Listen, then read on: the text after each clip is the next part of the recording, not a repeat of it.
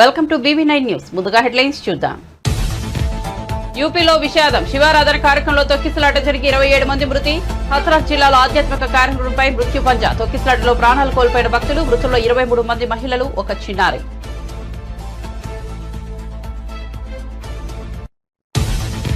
టికెట్లు రేట్లు పెంచాలంటే తెలుగు చిత్ర పరిశ్రమకు సీఎం రేవంత్ రెడ్డి షరతు. సైబర్ నేరాలు, డ్రగ్స్ కట్టడిపై అవగాహన కల్పించాలని సూచన. వీడియోలను థియేటర్లలో ప్రదర్శించాలన్న ముఖ్యమంత్రి. సినిమాలోని షార్ట్స్ తో వీడియోను రూపొందించాలని సూచన.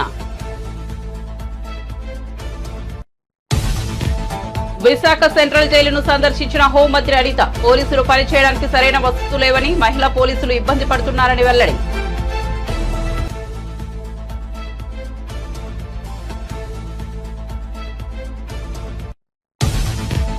ఎమ్మెల్సీ అభ్యర్థులుగా నామినేషన్ దాఖలు చేసిన హరిప్రసాద్, సి రామచంద్రయ్య. పాత్రికేయుడిగా ప్రయాణం మొదలుపెట్టి నాకు ఎమ్మెల్సీగా అవకాశం ఇచ్చిన అధినేత పవన్ కళ్యాణ్ కి రుణపడి ఉంటానన్న హరిప్రసాద్.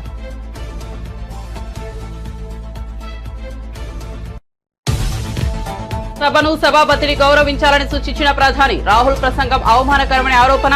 కొత్త సభ్యులు సీనియర్లను అడిగి తెలుసుకోవాలని సూచన.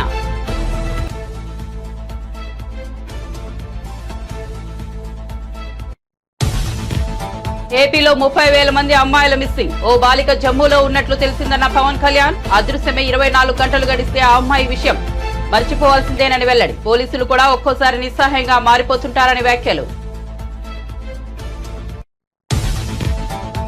ఈడీ విచారణకు బీఆర్ఎస్ ఎమ్మెల్యే గూడెం మహిపాల్ రెడ్డి.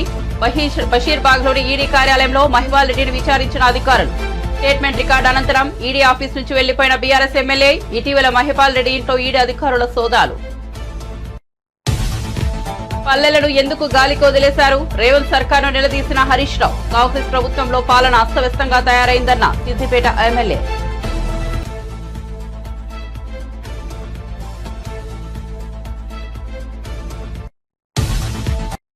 ఇక వార్త వివరాల్లోకి వెళ్తే ఉత్తరప్రదేశ్ లో విషాద ఘటన చోటు చేసుకుంది. హత్రాస్ జిల్లాలోని రతీబాన్పూర్ లో జరిగిన శివారాధన కార్యక్రమంలో తొక్కిసలాట జరిగి 27 మంది మృత్యువాత పడ్డారు. మృతుల్లో 23 మంది మహిళలు, 3 చిన్నారులు ఉన్నారు. 15 మందికి పైగా గాయపడ్డారు. క్షతగాత్రులను ఏటా ఆసుపత్రికి తరలించారు. కాగా మృతుల సంఖ్య పెరిగే అవకాశం ఉందని అధికార వర్గాలు భావిస్తున్నాయి. ఈ ఘటన గురించి తెలిసిన వెంటనే యూపీ సీఎం యోగి ఆదిత్యనాథ్ అధికారులను అప్రమత్తం చేశారు. వెంటనే సంఘటనా స్థలానికి చేరుకుని సహాయక చర్యలు చేపట్టాలని ఆదేశించారు. గాయపడిన వారు త్వరగా కోలుకోవాలని కోరుకుంటున్నట్లు సీఎం ఆదిత్యనాథ్ ఓ ప్రకటనలో తెలిపారు. క్షతగాత్రులకు మెరుగైన వైద్యం అందేలా చూడాలని అధికారులకు స్పష్టం చేశారు. అంతేకాదు హత్రాస్ ఘటనపై సమాచారం అందిన వెంటనే సీఎం ఆదిత్యనాథ్ 2 మంత్రులను, డీజీపీని సంఘటనా స్థలానికి పంపించారు. ఈ ఘటనపై విచారణ జరిపేందుకు Agra additional DGP, Aligarh police కమిషనర్లతో ఓ కమిటీని నియమించారు. రాష్ట్రంలో ఫ్రెండ్లీ పోలీసింగ్ బాధితులకు మాత్రమే, నేరగాళ్లకు కాదు అని ముఖ్యమంత్రి రేవంత్ రెడ్డి స్పష్టం చేశారు. ప్రజల్లో ఆత్మస్థైర్యం నింపడం తమ ప్రభుత్వం బాధ్యత అని ఆయన పేర్కొన్నారు. కమాండ్ కంట్రోల్ సెంటర్ వద్ద తెలంగాణ యాంటీ నార్కోటిక్స్ బ్యూరోకు సంబంధించి 27 4 wheelers, 40 bikes, Telangana cyber security బ్యూరోకు 14 4 వీలర్స్, 30 బైక్లను ప్రభుత్వం అందజేసింది. ఈ కొత్త వాహనాలను సీఎం రేవంత్ రెడ్డి జెండా ఊపి ప్రారంభించారు.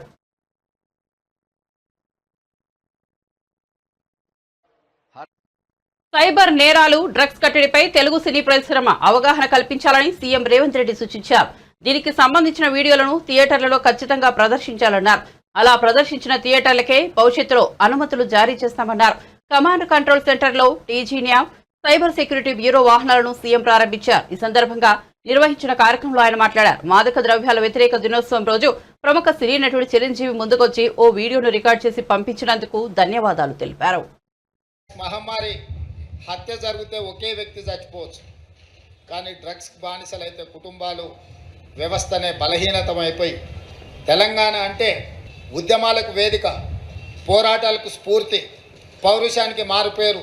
ఈ ప్రాంతంలో ప్రజా సమస్యల మీద, సామాజిక అసమానతల మీద పోరాటాలు చేసిన ప్రాంతం ఇది. దురదృష్టవశాత్తు గత 10 సంవత్సరాల నిర్లక్ష్యం వల్ల ఈరోజు గల్లీలో గంజాయి దొరికే పరిస్థితి వచ్చింది. ఇవాళ ఎక్కడ చూసినా కాలేజీలలో, ఇతర ప్రాంతాలలో డ్రగ్స్ అనేది విచ్చలవిడిగా ఈరోజు అమ్మే పరిస్థితి వచ్చింది. వీటిని నియంత్రించడానికి సంపూర్ణంగా మా అధికారులకు అధికారం ఇచ్చినాం. అదేవిధంగా సిబ్బందిని కేటాయించినాం. వాళ్ళకి స్ఫూర్తి కలిగే విధంగా మా ప్రభుత్వం వాళ్ళకు అండగా నిలబడుతుంది. ఈరోజు శ్రీమంతులో లేకపోతే కొద్దిమంది వ్యక్తులు బలి కావడం లేదు. మధ్యతరగతి వాళ్ళు, పేదవాళ్ళ పిల్లలు కూడా ఈరోజు గంజాయికి బానిసలై గంజాయి మత్తులో నేరాలు జరుగుతున్నాయి. ఈ మధ్యకాలంలో చిన్నపిల్లల మీద జరుగుతున్న దాడులు, దాని వెనకాల కారణాలు చూస్తే ప్రధానంగా గంజాయి లాంటి మాదక ద్రవ్యాలు వాడిన వాళ్ళే ఈ నేరాలకు పాల్పడుతున్నారు. ఈరోజు ఈ నేరాలను నియంత్రించాలి. ఈరోజు ఈ వేదిక మీద నుంచి మా అధికారులకు, ముఖ్యంగా మా డీజీపీ గారికి నేను ఆదేశాలు ఇస్తున్నా. సైబర్ క్రైమ్లో నైపుణ్యం ప్రదర్శించి నేరగాళ్లను పట్టుకున్న వాళ్లకు, అదేవిధంగా తెలంగాణ యాంటీ నార్కటిక్స్ బ్యూరోలో పనిచేసిన అధికారులు డ్రగ్స్ రాకెట్ను పట్టుకున్న, గంజాయి రాకెట్లను పట్టుకున్న, పెద్ద పెద్ద వాటిని వాళ్ళు పట్టుకున్నప్పుడు వాళ్లకు నగదు బహుమతితో పాటు పదవి ఉన్నతి కూడా కల్పించడానికి అవసరమైన విధి విధానాలను మీరు తయారు చేయండి. ప్రభుత్వం శాసనసభలోనే చర్చ చేసి దీనికి సంబంధించిన చట్టాన్ని చేద్దాం. మెగాస్టార్ చిరంజీవి గారు డ్రగ్స్ నియంత్రణలో తన వంతుగా ముందుకొచ్చి వారొక వీడియోని అద్భుతంగా తయారు చేసి మా డిపార్ట్మెంట్కి ఇచ్చింది. చిరంజీవి గారు లాంటి వాళ్ళు ముందుకొచ్చి తెలంగాణ, ఈ దేశంలో ఉన్న యువత డ్రగ్స్ మహమ్మారిన పడితే జరగబోయే నష్టాన్ని వారే ముందుకొచ్చి ఒక అవేర్నెస్ ప్రోగ్రాంలో వారు భాగస్వాములు అయినందుకు, ఆ విజువల్స్ మా కోసం ఇచ్చినందుకు చిరంజీవి గారిని మనస్ఫూర్తిగా నేను అభినందిస్తున్నా. సినిమా ఇండస్ట్రీలో ఉండే ప్రముఖులకు కూడా నా సూచన, మీ కొత్త సినిమాలు రిలీజ్ అయినప్పుడు టికెట్ ధరలు పెంచుకోవడానికి జీవోల కోసం ప్రభుత్వాల దగ్గరకు వస్తున్నారు, కానీ సామాజిక సమస్య అయిన సైబర్ క్రైమ్, డ్రగ్స్ నియంత్రణలో మీరు మీ సామాజిక బాధ్యతను నెరవేర్చడం లేదు అని మా ప్రభుత్వం భావిస్తుంది. నేను మా అధికారులకు సూచన చేస్తున్నా, రేపు ఎవరైనా కొత్త సినిమా రిలీజ్ అవుతుంది, సినిమా ధరలు పెంచాలి అని ప్రభుత్వం దగ్గరికి అప్లికేషన్ వస్తే వాళ్ళు డ్రగ్స్ నియంత్రణ, సైబర్ క్రైమ్ నియంత్రణలో ఒక అద్భుతమైన వీడియో ఫుటేజ్ను ఆ సినిమాలో ఏ స్టార్స్ ఉన్నారో అదే స్టార్స్తో వాళ్ళు ఒక ప్రోగ్రాం మనకు చేసి ఇవ్వాలి. అది ప్రీ కండిషన్. నేను స్పష్టంగా మా అధికారులకు ఆదేశిస్తున్నాను, ఎంత పెద్దవాళ్ళు ఎవరు వచ్చి మనల్ని రిక్వెస్ట్ చేసినా వాళ్ళు సైబర్ క్రైమ్కు సంబంధించి, డ్రగ్స్ నియంత్రణకు సంబంధించి ఆ సినిమాలో నటించిన తారాగణం, ఆ సినిమా ప్రొడ్యూసర్స్ 1.5-2 minutes నిడివిగల ఈ సమాజాన్ని పట్టి పీడిస్తున్న వీటికి వ్యతిరేకంగా వాళ్ళు మనకు వీడియో విజువల్స్ తీసుకొచ్చి ఇస్తేనే వాళ్ళకి ఏమైనా వెసులుబాటు, సౌలభ్యాలు ఇవ్వాలి. ఎందుకంటే సమాజం నుంచి ఎంతో వాళ్ళు తీసుకుంటున్నారు, సమాజానికి వాళ్ళు కొంతైనా ఇవ్వాలి, అది వాళ్ళ బాధ్యత. AP deputy CM Pavan Kalyan Kakinada జిల్లా కలెక్టరేట్లో వివిధ శాఖల వారీగా సమీక్ష నిర్వహించారు. కాకినాడ జిల్లా కలెక్టరేట్ షణ్మోహన్ సెగిలి, జిల్లా ఎస్పీ సతీష్ కుమార్, పలు శాఖల అధికారులు ఈ సమావేశానికి హాజరయ్యారు. కాకినాడ జిల్లాలో ఉన్న పరిస్థితులను అధికారులు మంత్రి పవన్ కళ్యాణ్ కు వివరించారు. ఈ సమీక్షా సమావేశంలో కాకినాడ జనసేన ఎంపీ తంగెళ్ల ఉదయ్ శ్రీనివాస్, జిల్లాకు చెందిన కూటమి ఎమ్మెల్యేలు నిమ్మకాయల చినరాజప్ప, వనమాడి కొండబాబు, పంతం నానాజీ కూడా పాల్గొన్నారు. ఈ సమావేశంలో పవన్ కళ్యాణ్ మాట్లాడుతూ రాష్ట్రంలో 30,000 మంది అమ్మాయిల ఆచూకీ లేదని, వారు ఎక్కడ ఉన్నారన్నది తెలుసుకోవాలని స్పష్టం చేశారు. ఓ బాలిక జమ్మూలో ఉన్నట్లు తెలిసిందని, 9 నెలల కిందట లవ్ ట్రాప్ తో ఆ అమ్మాయిని అపహరించినట్టు తెలిసిందని వివరించారు.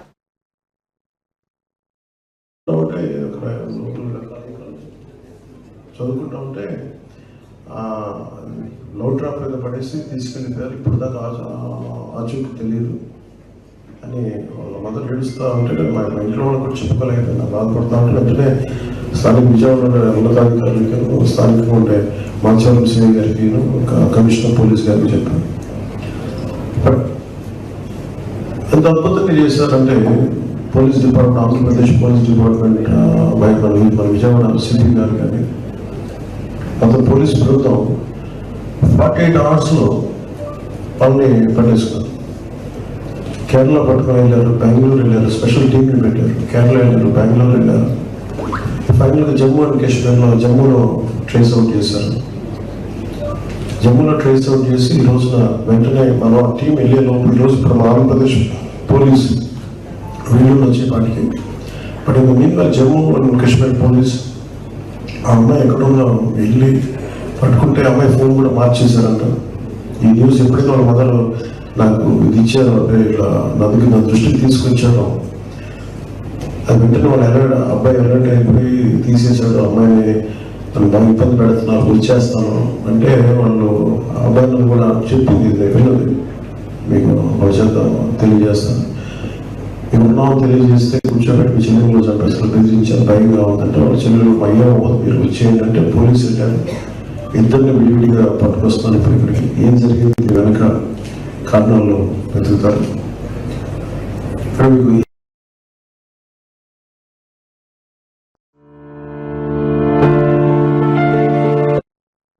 సంగారెడ్డి జిల్లా పటాన్చెరు బీఆర్ఎస్ ఎమ్మెల్యే గూడెం మహిపాల్ రెడ్డి మంగళవారం ఎన్ఫోర్స్మెంట్ డైరెక్టరేట్ విచారణకు హాజరయ్యారు.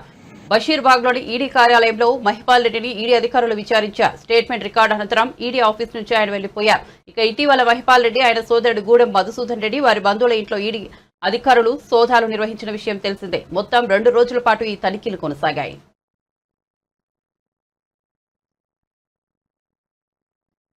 కాంగ్రెస్ పార్టీ ఆంధ్రప్రదేశ్ అధ్యక్షురాలు వైఎస్ షర్మిల మంగళవారం తెలంగాణ ముఖ్యమంత్రి రేవంత్ రెడ్డిని జూబ్లీహిల్స్ లోని ఆయన నివాసంలో కలిశారు. ఈ నెల 8న వైఎస్ రాజశేఖర రెడ్డి జయంతి కార్యక్రమానికి హాజరు కావాలని ఆమె ఆహ్వానించారు. ఈ సందర్భంగా షర్మిలకు శాల్వా కప్పి సత్కరించారు, పుష్పగుచ్చం అందించారు. షర్మిల తర్వాత ప్రజాభవన్ లో తెలంగాణ ఉప ముఖ్యమంత్రి మల్లుబట్టి విక్రమార్కను కలిశారు. ఆయనకు కూడా జయంతి కార్యక్రమానికి ఆహ్వానించారు. జూలై 8న విజయవాడలో వైఎస్ఆర్ 75వ జయంతి వేడుకలను నిర్వహించనున్నట్లు షర్మిల తెలిపారు. ఈ వేడుకలకు ఆమె పలువురు తెలంగాణ కాంగ్రెస్ నేతలను ఆహ్వానిస్తున్నారు. మంత్రి పొన్నం ప్రభాకర్ ను కూడా ఆహ్వానించారు.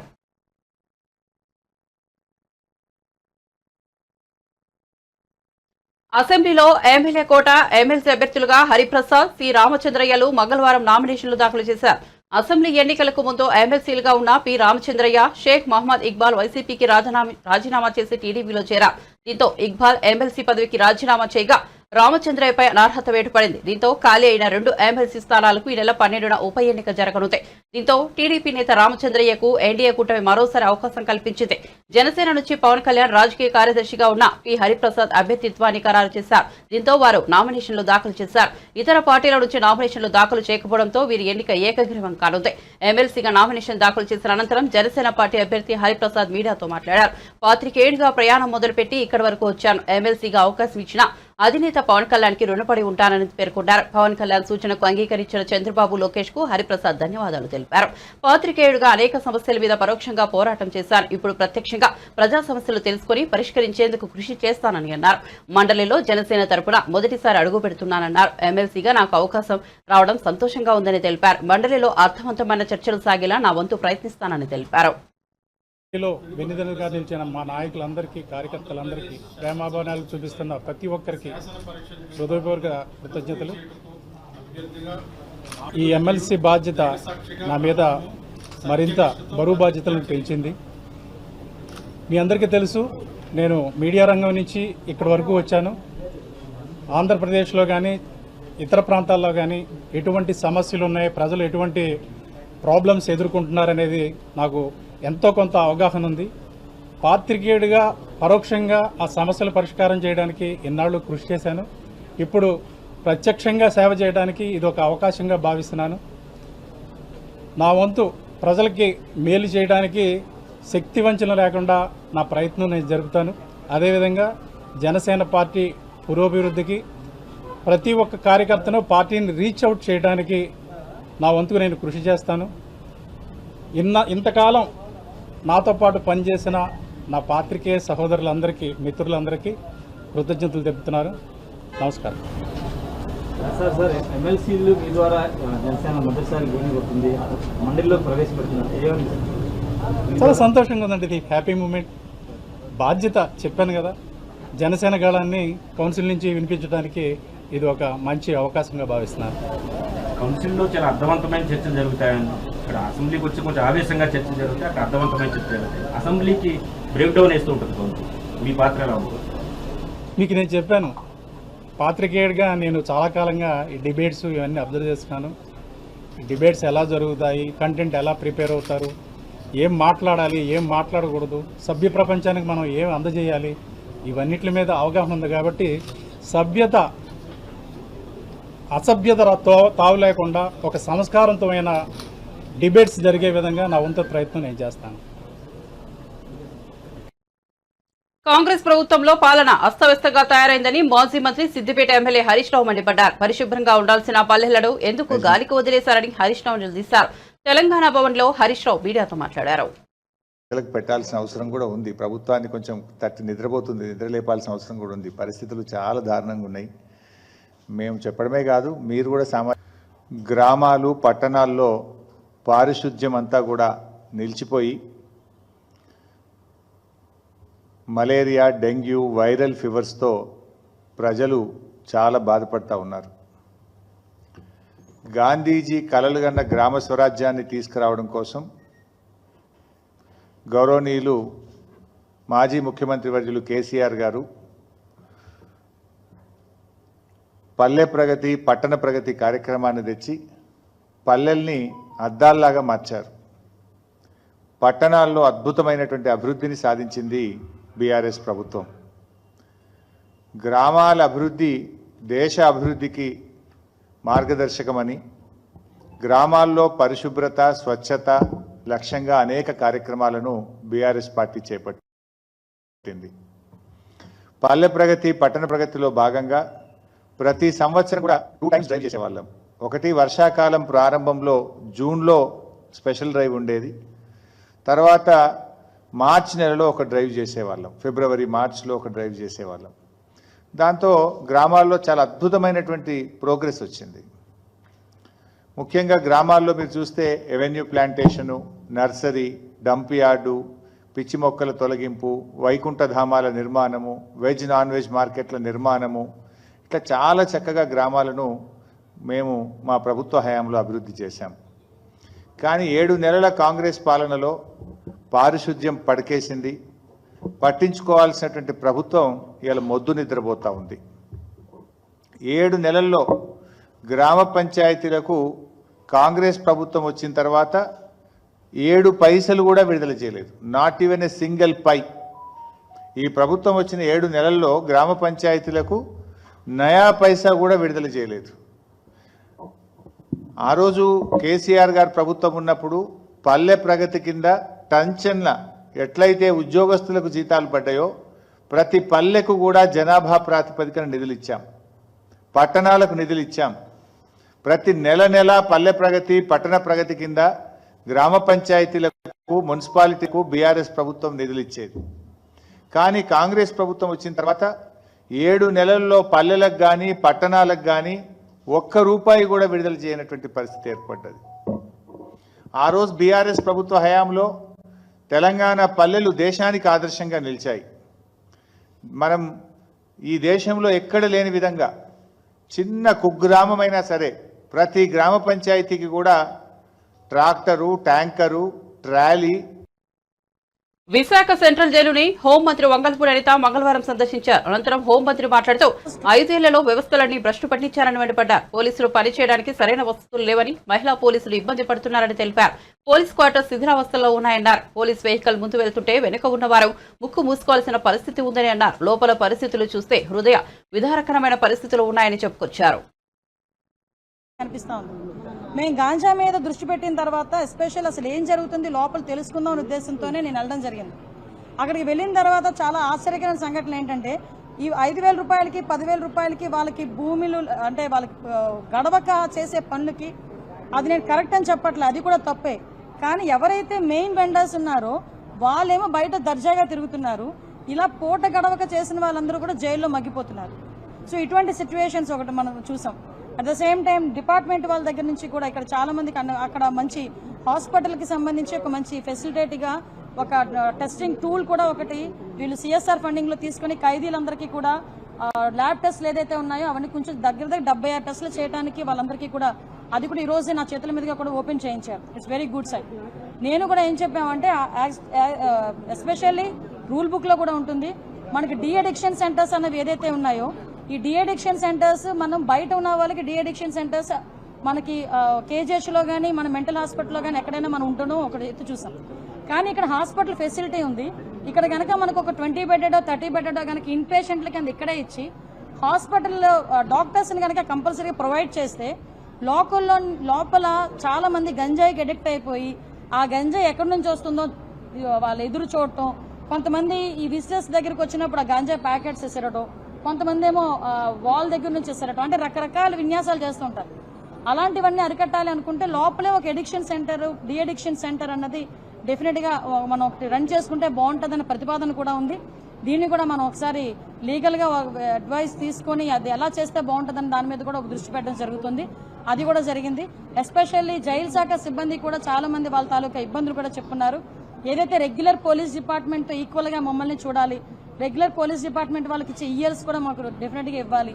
వాళ్ళకి కూడా ఇంటర్ డిస్ట్రిక్ట్ ట్రాన్స్ఫర్స్ కాకుండా, వాళ్ళ జోనల్ ట్రాన్స్ఫర్స్ కాకుండా స్టేట్ వైడ్ ట్రాన్స్ఫర్స్, అందులో కొంచెం మహిళా పోలీసులు కూడా చాలా ఇబ్బందులు పడే పరిస్థితి, ఇవన్నీ కూడా నా దృష్టికి తీసుకురావడం జరిగింది. కంపల్సరీగా వీటన్నిటి మీద కూడా సమీక్ష ఏర్పాటు చేసుకుని అఫీషియల్స్తోని, అదేవిధంగా లీగల్ అడ్వైజర్స్తోని కూడా కూర్చొని అందరికీ కూడా, ముఖ్యంగా పోలీస్ డిపార్ట్మెంట్ వాళ్ళందరికీ కూడా ఫ్రెండ్లీ పోలీసింగ్ కింద, పోలీస్ వెల్ఫేర్ కింద డెఫినెట్గా వీళ్ళందరికీ కూడా మంచి జరగాలని, మంచి జరుగుతుందని కూడా నేను ఆశిస్తున్నాను. అదేవిధంగా వీళ్ళందరికీ కూడా ఫెసిలిటీస్ ఇప్పుడు ఏదైతే ఉన్నాయో, చాలా మందికి క్వార్టర్స్ కూడా నేను చూస్తూ ఉంటాను, పోలీస్ క్వార్టర్స్ కూడా శిథిలావస్థలో చాలా మంది పోలీస్ క్వార్టర్స్ ఉన్నాయి. మొన్న మీకు చెప్పాను, ఈవెన్ 5 సంవత్సరాలుగా వెహికల్స్ కొనలేదు, పోలీస్ వెహికల్స్ లేవు. ఈ రోజుకి కూడా పోలీస్ వెహికల్ ముందు వెళ్తుందంటే వెనకాల ఉన్న ముక్కులు మూసుకోవాలి, అంత నల్లని పొగ వచ్చే పరిస్థితులు కనిపిస్తున్నాయి. ఇంకొక విషయం, అలాంటి సిచ్యువేషన్స్ ఇక్కడ కనిపిస్తున్నాయి. ఇంకొకటి ఏంటంటే, యాజ్ పర్ సుప్రీంకోర్టు లా ప్రకారం కూడా ఇక్కడ ఎవరైతే సత్ప్రవర్తనతో ఉన్నారో వాళ్ళకి కొంత వెసులుబాటు, మనకి క్షమాభిక్ష అనేది ఉండేది. ఈ 5 సంవత్సరాలు అది కూడా లేదు, లాస్ట్ 5 years. అంటే మ్యాక్సిమం సిస్టమ్ అంతటినీ కూడా ఏదో అంటారు కదా, రచ్చ చేసి వదిలేశారు. సో మళ్ళీ ఇదంతా స్ట్రీమ్ లైన్ లో పడాలి. డెఫినెట్గా జైలు శాఖను కూడా మనం బలోపేతం చేసుకోవాలి, వాళ్ళ స్టాఫ్ ప్యాటర్న్ పెంచాలి. వీళ్ళకి ఇంచుమించుగా 60 దగ్గర 600 మంది ఎంతమందో, ఇంకా 600 వేకెన్సీస్ ఉన్నాయి, ఇంకా వేకెన్సీస్ ఉన్నాయి. వీటన్నిటి గురించి కూడా కంపల్సరీగా సీఎం గారితో మాట్లాడి వీళ్ళందరికీ కూడా ఫేవర్ జరిగేటట్టుగా మాత్రం నేను కృషి చేస్తాను. రాష్ట్రంలో నిరుద్యోగ సమస్యపై ప్రభుత్వం నిర్లక్ష్యంగా వ్యవహరిస్తున్నదని అఖిల భారత విద్యార్థి పరిషత్ విమర్శించింది. ప్రభుత్వ తీరు నిరసిస్తూ ఏబీవీపీ నాయకులు మంగళవారం మధ్యాహ్నం తెలంగాణ పబ్లిక్ సర్వీస్ కమిషన్ కార్యాలయం ముందు ఆందోళనకు దిగారు. ప్రభుత్వ తీరు నిరసిస్తూ ఆందోళనకారులు పెద్ద ఎత్తున నినాదాలు చేశారు. తక్షణమే ఉద్యోగ ఖాళీల భర్తీకి నోటిఫికేషన్ ఇవ్వాలని డిమాండ్ చేశారు. టీఎస్పీఎస్సీ కార్యాలయంలోకి చొచ్చుకెళ్లేందుకు ప్రయత్నించిన నిరుద్యోగులను పోలీసులు అడ్డుకున్నారు. దాంతో వారు అక్కడే బైఠాయించి నిరసన తెలిపారు.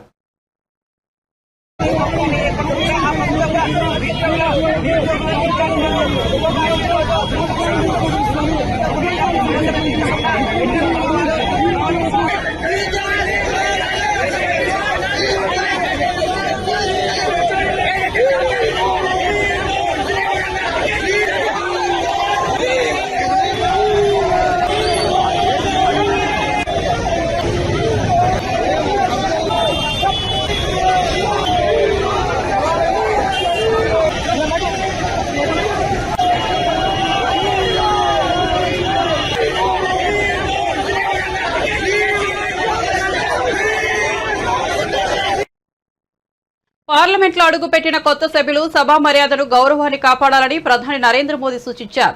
నియమ నిబంధనల విషయంలో సందేహాలను సీనియర్లను అడిగి నివృత్తి చేసుకోవాలని చెప్పారు. అంతేకాని రాహుల్ గాంధీలా ప్రవర్తించవద్దని సూచించారు.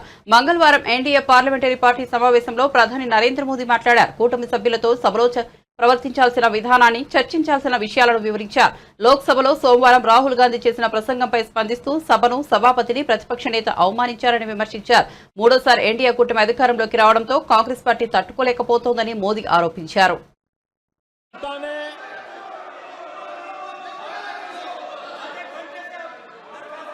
दुनिया के सबसे बड़े चुनाव अभियान में जनता ने हमें चुना है और आदरणीय सभापति जी, मैं कुछ लोगों की पीड़ा समझ सकता हूं कि लगातार झूठ चलाने के बावजूद भी उनका घोर पराजय हुआ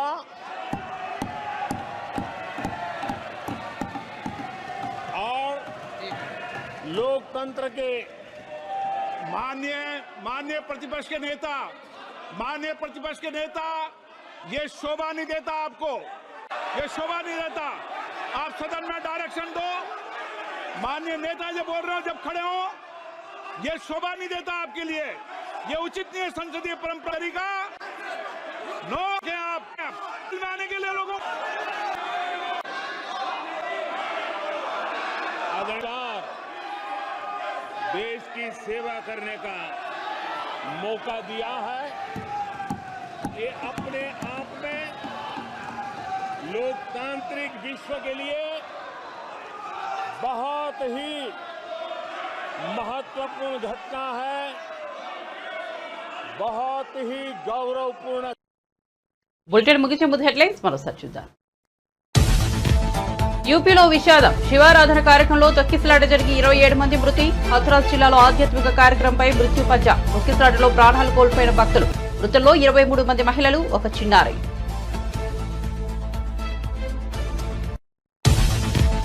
టికెట్ల రేట్లు పెంచాలంటే తెలుగు చిత్ర పరిశ్రమకు సీఎం రేవంత్ రెడ్డి షరతు.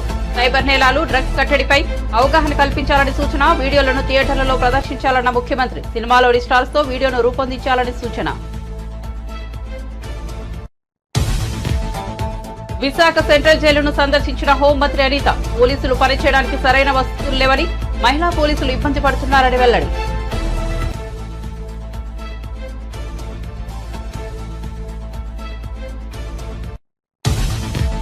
ఎమ్మెల్సీ అభ్యర్థులుగా నామినేషన్ దాఖలు చేసిన హరిప్రసాద్. శ్రీ రామచంద్రయ్య పాత్రికేయుడిగా ప్రయాణం మొదలుపెట్టి తనకు ఎమ్మెల్సీగా అవకాశం ఇచ్చిన అధినేత పవన్ కళ్యాణ్ కి రుణపడి ఉంటానన్న హరిప్రసాద్.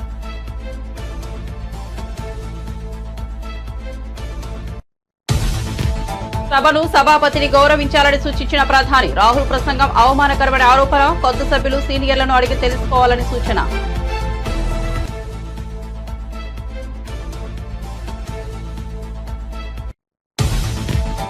ఏపీలో 30,000 మంది అమ్మాయిల మిస్సింగ్. ఓ బాలిక జమ్మూలో ఉన్నట్టు తెలిసిందన్న పవన్ కళ్యాణ్. అదృశ్యమై 24 గంటలు గడిస్తే ఆ అమ్మాయి విషయం మర్చిపోవాల్సిందేనని వెల్లడి. పోలీసులు కూడా ఒక్కోసారి నిస్సహాయంగా మారిపోతుంటున్నారని వ్యాఖ్యలు. ఈడీ విచారణకు బీఆర్ఎస్ ఎమ్మెల్యే గూడెం మహిపాల్ రెడ్డి. బషీర్బాగ్లోని ఈడీ కార్యాలయంలో మహిపాల్ రెడ్డిని విచారించిన అధికారులు. స్టేట్మెంట్ రికార్డు అనంతరం ఈడీ ఆఫీస్ నుంచి వెళ్లిపోయిన బీఆర్ఎస్ ఎమ్మెల్యే. ఇటీవల మహిపాల్ రెడ్డి ఇంట్లో ఈడీ అధికారుల సోదాలు. పల్లెలను ఎందుకు గాలికి వదిలేశారు? రేవంత్ సర్కార్ను నిలదీసిన హరీష్ రావు. కాంగ్రెస్ ప్రభుత్వంలో పాలన అస్తవ్యస్తంగా తయారైందని అన్న సిద్దిపేట ఎమ్మెల్యే.